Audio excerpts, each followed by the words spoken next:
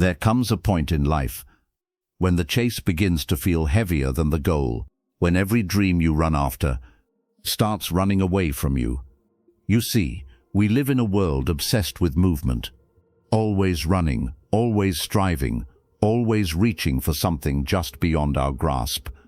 And yet no one ever asks, what happens when the running never ends? When achievement becomes addiction? When success becomes a prison made of applause? When every victory feels smaller than the peace you lost chasing it? In America, we are told from birth to want more, to want bigger houses, better cars, endless achievements. We are raised to chase success like soldiers chase medals. But no one ever tells you that peace does not live at the end of the race. It lives in the moment you stop running. You are so precious for being here right now. The fact that you clicked and chose to watch this shows your hunger for truth. Stay with me, because what you're about to hear is not just knowledge, but life for your soul. Please subscribe, like, and share this message so that others just as precious as you may also find this light. There's a hidden rhythm to life, one the ancients understood, but the modern world has forgotten. It is the rhythm of stillness, the wisdom of waiting, the art of not chasing what is already yours, because life has a strange law. The more you grasp for it, the more it slips through your fingers.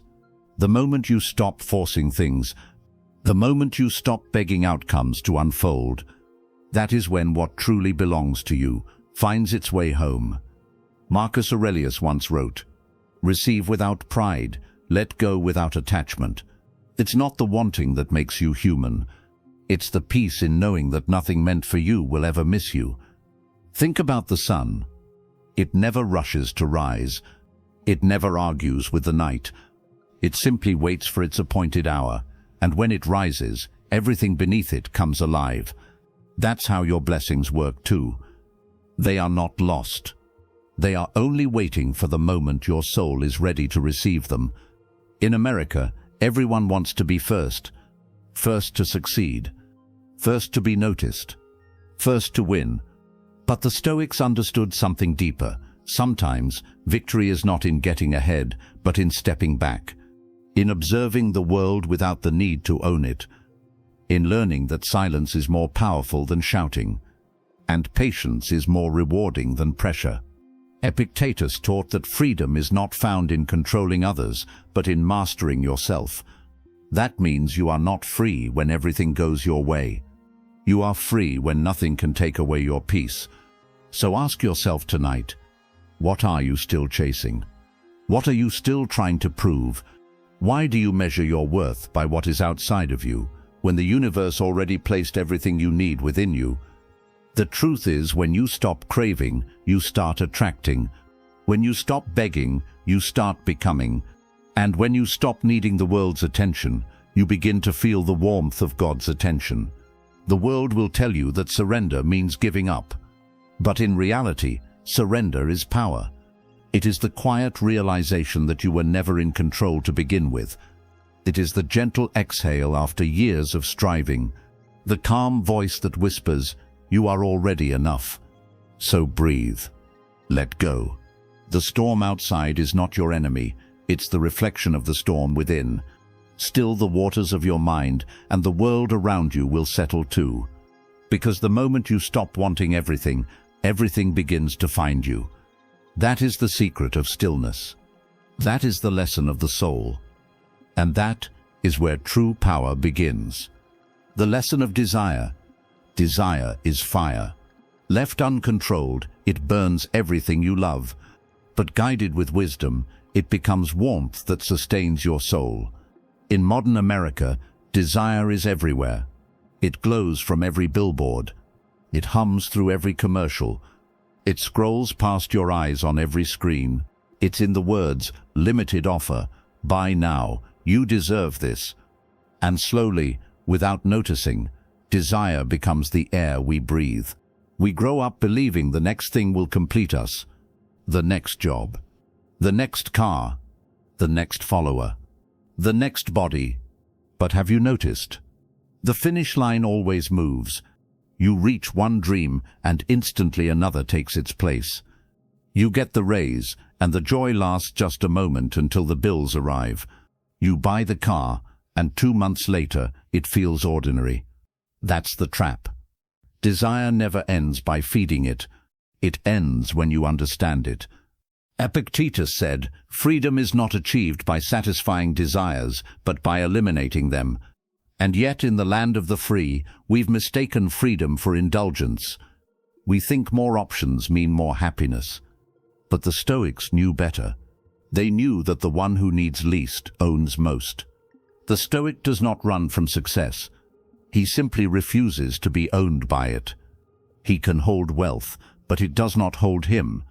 He can love deeply, but without clinging. He can lose everything and still stand tall. Think about that for a moment. Imagine losing your job, yet keeping your peace. Imagine being misunderstood, yet remaining kind. Imagine having less, yet feeling complete. That is power. That is true wealth. In America, people are drowning in abundance. Pantries full, closets overflowing, and yet hearts feel empty. Because material fullness can never heal spiritual emptiness. You can have everything and still feel like nothing. You can live in a mansion, but never find home. Because peace doesn't come from what you hold. It comes from what you let go of. When you stop wanting approval, you gain power. When you stop craving attention, you find peace. And when you stop chasing what you think you need, you finally make space for what your soul truly desires. There's a quiet strength in contentment. It's not loud. It doesn't need applause. It just is. It's the stillness that says, I am enough, I have enough, I do enough. That's what every ancient Stoic understood. That's what we have forgotten. You see, every advertisement sells a version of paradise. But paradise cannot be purchased. It's built inside your mind. The Stoics believed that wealth and poverty are states of perception.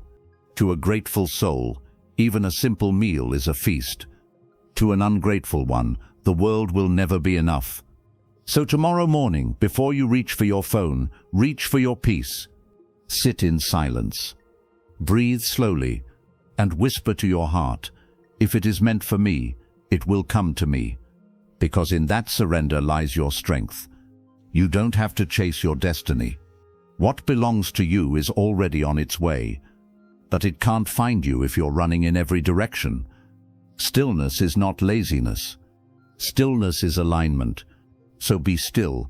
Let the fire of desire become light, not destruction. Let it guide, not consume. And remember this truth. In a world that tells you to want everything, peace belongs to the one who can sit quietly and say, I already have what matters most. Please subscribe, like, and share this video. The lesson of control.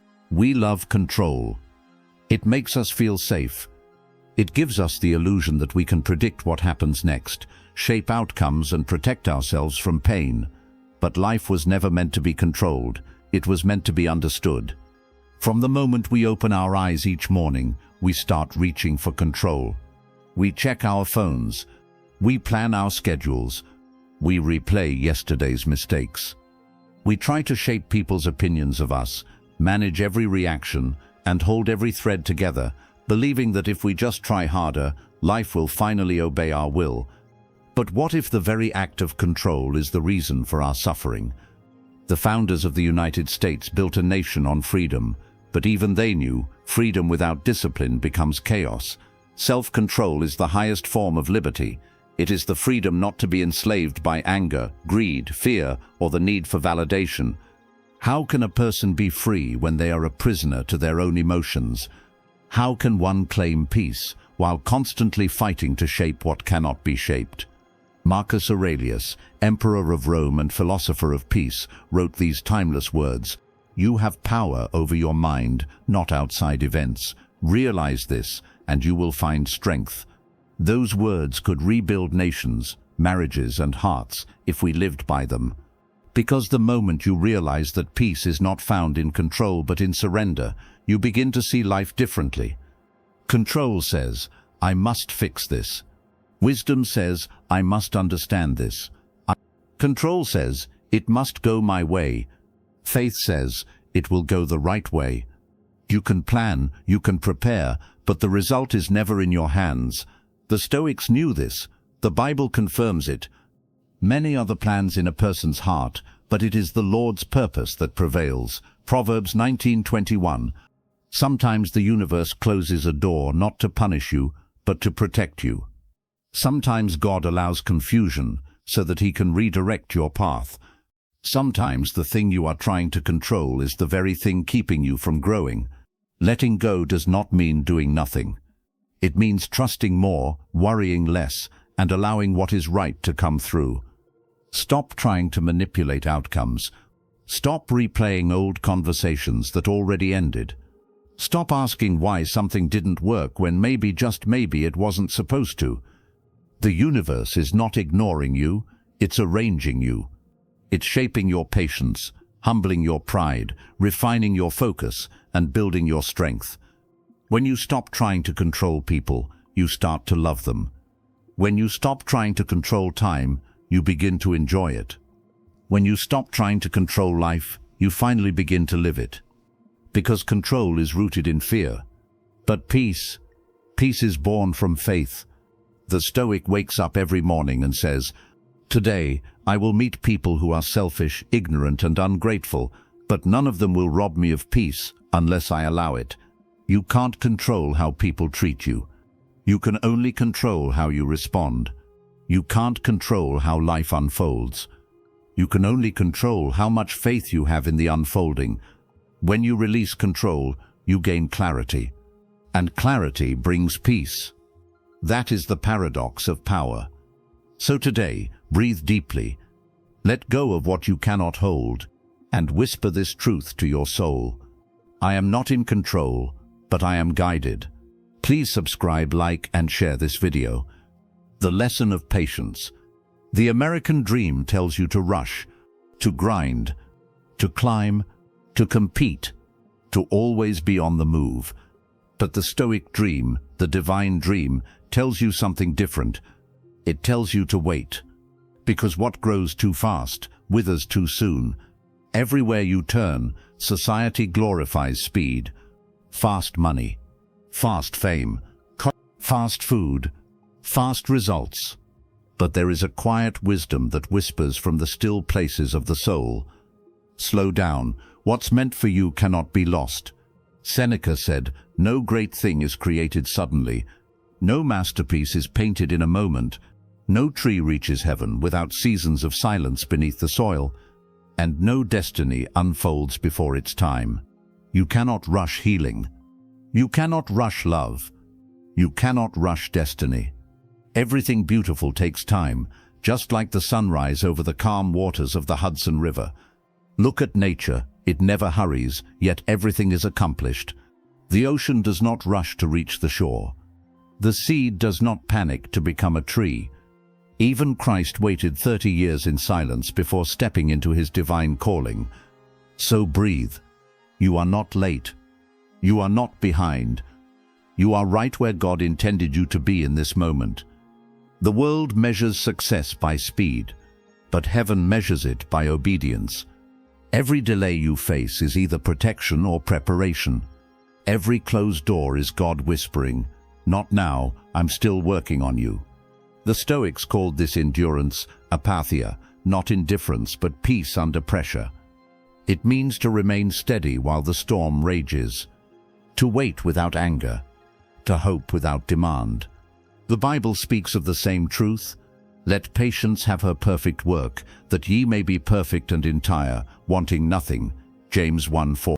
When patience works within you, it doesn't just make you wait, it makes you ready. It builds strength where there was weakness. It creates faith where there was fear. It teaches you that delay is not denial, it's design. Patience is not waiting without movement. It is waiting without worry. It is trusting God's pace more than your plans. There will be moments when you pray and hear nothing. When you knock and no door opens. When you work, yet nothing seems to bloom. That's when heaven is silent, not because it has forgotten you, but because it is perfecting you. Abraham waited 25 years for his promise. Joseph waited 13 years in pain before the palace. Moses waited 40 years in the desert before deliverance, and Jesus waited until his hour had come. So who are we to think we must rush what even the Son of God waited for? Patience is not weakness. It's quiet strength. It's the faith that whispers, even if I see nothing, I will still believe. The Stoic calls it virtue. The believer calls it faith. Both lead to peace. So when your heart feels impatient, remind yourself, God is not slow, He is precise. The universe is not ignoring you, it's aligning for you. Every second you wait with faith, you rise higher in strength. And sometimes God delays what you desire to prepare you for what you deserve. The waiting room is not punishment, it's transformation. Your job is not to control time. Your job is to trust the one who created it. So rest, be still, and know that your time is coming. Please subscribe, like and share this video. The lesson of trust. At the heart of Stoicism lies faith, not blind faith in miracles, but deep faith in meaning. A trust that every step, every silence, every heartbreak is part of something greater. In ancient Rome, they called it logos, the divine order behind all things. In modern America, we call it purpose. Different words, same truth, because nothing in your life is random. Nothing is wasted. Every delay, every detour, every disappointment has been shaping you into someone stronger, wiser and softer all at once. You are not abandoned. You are being arranged. Life is not punishing you. It is preparing you. But in a world that worships control, trust feels like surrender. And yet, surrender is exactly where peace begins. The moment you release the illusion of control, you give space for divine order to move. Marcus Aurelius said, "Accept the things to which fate binds you, and love the people with whom fate brings you together." That is wisdom. That is freedom. That is the quiet power of a heart that trusts the timing of its own life. You see, trust doesn't mean you stop dreaming. It means you stop panicking. It means you believe that what's yours cannot be stolen, and what's not yours will never fit your soul, no matter how hard you try to force it. In America, we love to say, take control of your destiny, but the Stoic says, align with it, because destiny is not a path you pave, it's a rhythm you join. Look at the seasons. Winter does not fight to become spring. The river does not resist its flow. The sun never questions its return each morning. Everything in nature trusts the process designed for it. So why should you, a creation of God, be any different? When you let go of wanting, you start attracting. When you let go of forcing, you start flowing. Because trust is magnetic, and peace is its reward. The Bible speaks the same truth.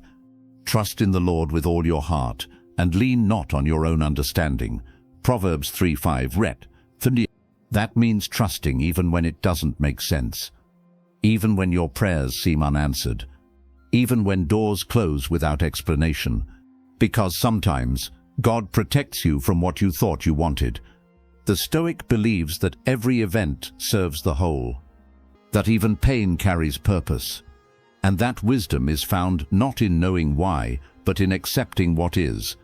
There's a moment when every great soul must stop fighting the current and start floating with it.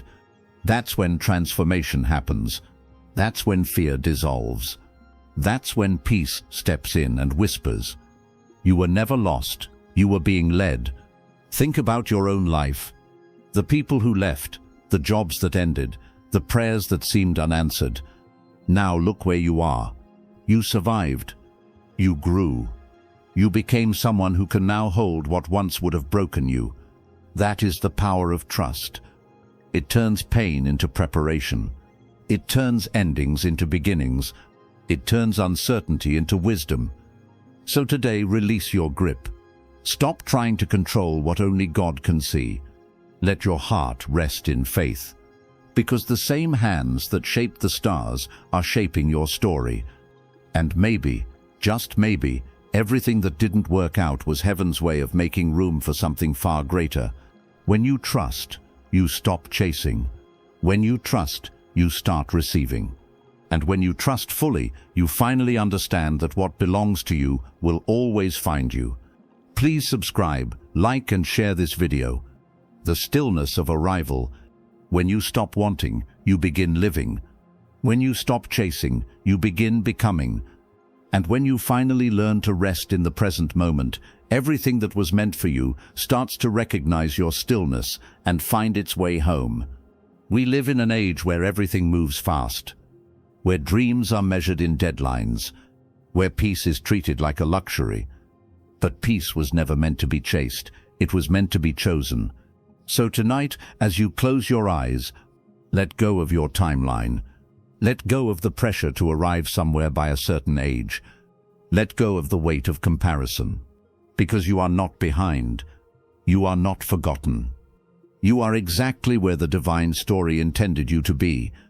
There is a sacred calm that comes when you stop trying to control what only God can orchestrate. Every unanswered prayer, every delay, every no, they were all redirections, not rejections. Sometimes the doors that close are the ones protecting you from paths that would have destroyed your peace. Remember this, what belongs to you does not compete. It recognizes you. It finds you in perfect timing. It does not rush. It does not beg for attention. It moves through the chaos of life, certain of its destination. Your soul. In America, we are taught that success means running faster, working harder, achieving more. But the Stoic and the believer know another truth, that the most powerful souls are not those who run, but those who rest in faith. Because when you are aligned with divine timing, even your silence works miracles. Romans 8:28 reminds us, all things work together for good to those who love God and are called according to his purpose. Not some things, not the easy things, all things, the heartbreak, the confusion, the waiting, the wandering. They all weave together into a story that reveals God's fingerprints, one chapter at a time. So breathe deeply. You are not losing. You are aligning. You are learning to trust the rhythm of heaven more than the rush of man. And in that trust, you will find the kind of peace that cannot be stolen. Stillness is not weakness. It is the highest form of strength, because it takes power to pause. It takes courage to wait. It takes faith to rest while the world runs wild. So as you prepare for tomorrow, don't wake up to chase, wake up to receive. Receive clarity. Receive calm. Receive the quiet wisdom that reminds you, you don't need to force what was written for you before time began. The Stoics called it harmony with nature. The scriptures call it walking in faith. Both mean the same thing, to stop fighting what is, and start flowing with what is meant to be. Every sunrise is another chance to practice this stillness, to start again, to whisper to your own heart, I am safe in the timing of God. Because when your soul stands still in faith, even mountains begin to move. And maybe, just maybe, the waiting was never punishment. It was preparation. Maybe the silence was not God's absence. It was his way of teaching you to listen. So tonight, as your body rests and your thoughts settle, remember, the universe is not delaying your blessing, it is perfecting it. And when the time comes, what belongs to you will not need to be chased. It will simply arrive, gently, beautifully, and unmistakably, because what belongs to you does not wander, it returns, always, in divine time. Please subscribe, like, and share this message, so that others just as precious as you may also find this light.